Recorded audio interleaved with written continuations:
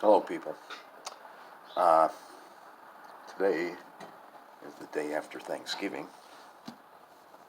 and yesterday, which was Thanksgiving, I finished this book. I won't upload this video until Monday because I can't eat, smoke, or put the internet into my gas tank. So I don't have the internet here.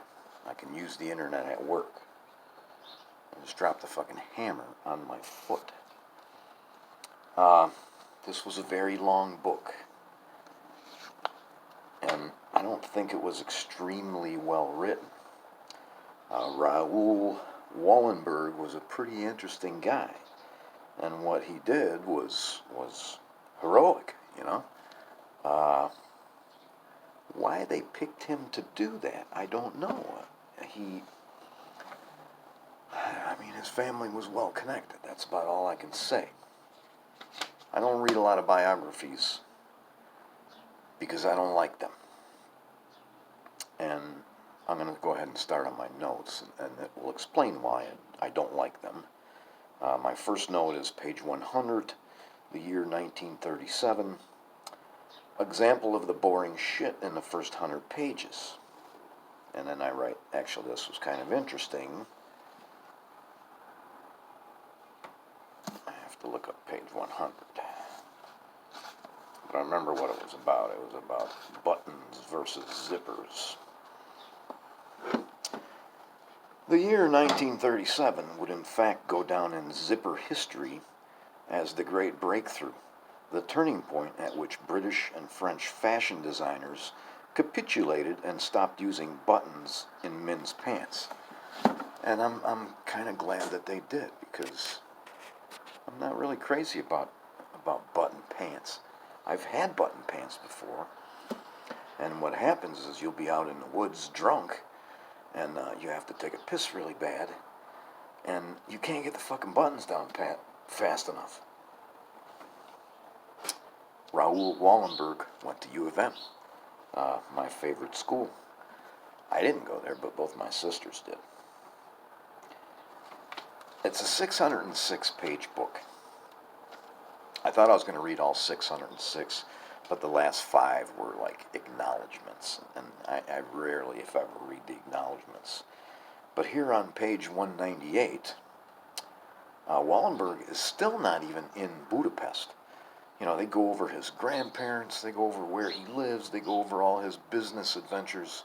His family was pretty rich, and he tries all kinds of different things, importing, exporting, zippers, fucking goose livers, all kinds of shit. And finally they do get into it. When I say they, it's not they, it's this woman, Simone Sebag Montefiore, something like that. They get into a little bit of the war. And to me it's amazing. We're in 1944. The writing is on the wall. The Germans are going to lose the war. And they're still putting an awful lot of effort into exterminating the Jews. And it's just, it's fucking crazy. Evil and crazy.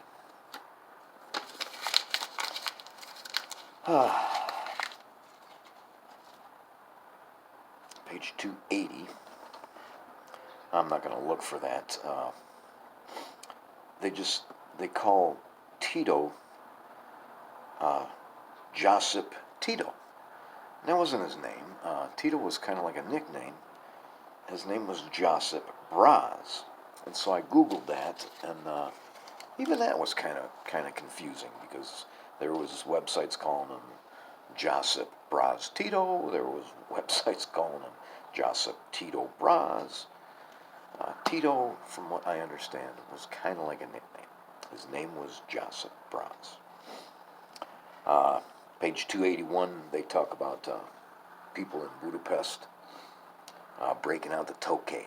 And Tokay is something that I've read about many, many times. It's like a honey-based wine that they make.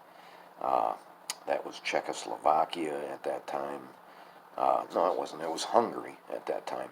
And it's a Hungarian wine. Uh, and I'm not going to look at this page either because I have second paragraph, page 325, Nansen. And what that refers to is Wallenberg he's making plans for the reconstruction of Hungary. And one of his heroes is this guy named Fridtjof Nansen. And I know the name because I've read a lot of books about Arctic exploration. And Nansen went on a cruise and deliberately had his boat frozen into the ice, and he stayed there all winter. I believe the boat was named the Fram, but it was built, built of wood, but they built the hell out of that boat.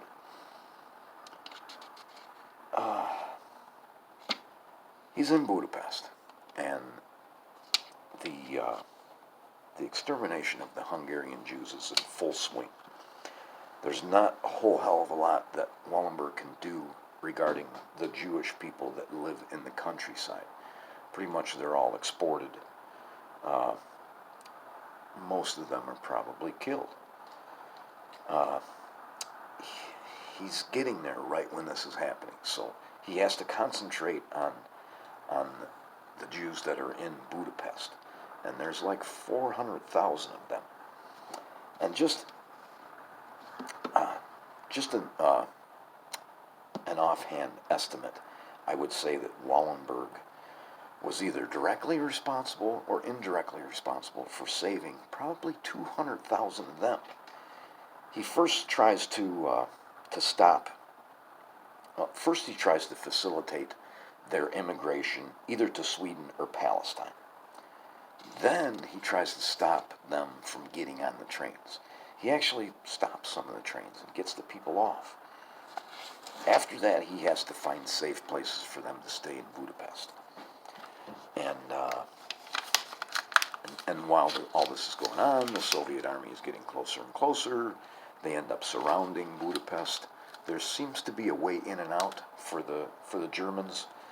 It takes a lot longer than anyone thinks for them to actually take Budapest. And then I have a note here that says, I did not know that Budapest is separated by the Danube. One side is Pest and the other is Buda. I didn't know that. The author keeps referring to somebody going to Buda or somebody going to Pest. And I thought, what the fuck, these are different cities? No, they're not. Apparently, the whole idea of calling it Budapest didn't happen until like the 1870s. Wallenberg gets arrested by the Soviets, and he disappears into the Soviet Union. For a little while, the Germans march into Hungary. Hungary was an ally of Germany, and then after a little while, they decide to quit Germany and declare war on Germany. So the Germans march in there. Amazing to me that they have the troops to even do this, but they do, and then they replace the Hungarian government by people that are loyal to the Germans. And this group of Hungarians that call themselves the Arrow Cross, they take over. And they're rabid anti-Semites, and they just start to shoot people down in the streets. They march them over to the Danube and line them up on docks, shoot them so that they fall into the river. Wallenberg's lucky that he wasn't murdered by the Arrow Cross, and for a little while there is an SS, a German SS detachment that protects Wallenberg. Wallenberg probably could have left with them. He had no idea of knowing that he was going to get arrested by the Soviets. The Germans protect Wallenberg because he's Swedish. The Germans had never invaded Sweden because they had this economic relationship where they got iron and they got ball bearings and all kinds of shit from Sweden. And, the Swedes knew that they probably shouldn't be doing this. They lessened their shipments as much as they could, but they did not want to be invaded. I don't know why I got Adenauer written down here. Swedish diplomacy when they're trying to get Wallenberg out of the Soviet Union is just horrible. Many German prisoners return, and Wallenberg never does. The Soviets murder him. As far as the author guesses, nobody, well, somebody knows for sure, but the author does not know for sure. The Soviets would murder people by giving them an injection. And it goes on and on and on and on, them trying to find out what happened to the poor guy. They never get any answers. Not until we're into the 2000s, and this is still going on. False witnesses keep showing up, saying that they've seen Wallenberg in a prison camp. More than one of them said that they saw him in a prison camp on Wrangel Island. And Wrangel Island's this cool place to the north of Siberia. There wasn't even a prison camp there. So it gets all fucked up. But Wallenberg's parents, it's his stepfather and his mother, they pressure the Soviets their entire lives trying to find Raoul, and it never works out for them. Actually, in Sweden, they have assisted suicide, and his parents, they take sleeping pills and kill themselves when they're very old. So it was a good book, but it was kind of an ordeal to get through. I actually stopped reading this book on page 70, read 3 other books, and then went back to it. And this is out of my shit pile. Somebody gave me this as a gift years and years ago, and I had never started it until about 3 weeks ago. Thanks for watching.